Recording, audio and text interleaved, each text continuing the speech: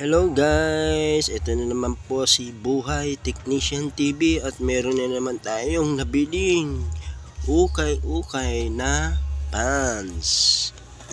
Ayan o, ang kulay niya kulay black na may red. Yan, murang-mura lang natin nabili yan.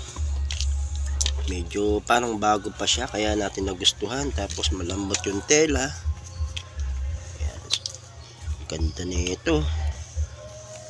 Yan, dito lang sa ano yan, malapit sa lugar namin. Ayan, sa halaga 50 pesos. Yan o.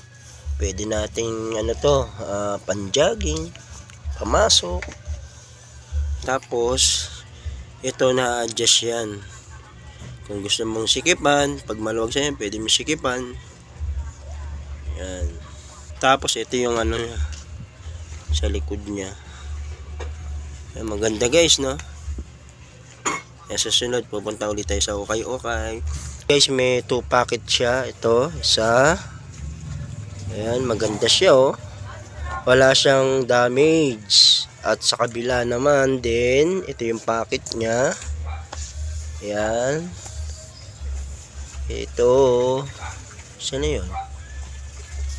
Ito yung packet niyang pangalawa. Uy, swerte. May 200. Ay, hindi. Sukli ko pala kanina to pagbili ko ng ano, pansit. Wow, mali. Ito na yung guys, oh. Yung nabili natin. Yan. Maganda kasi pag yung ukay-ukay binili mo, mas makakatipid ka. Yan. Isuot natin kung babagay sa atin.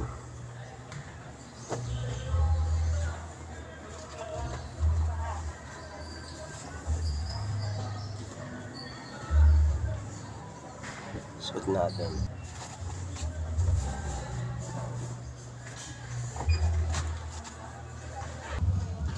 Oh, ganda. Bagay na bagay. Oh, diba? Pam-chaporms. Guys, oh.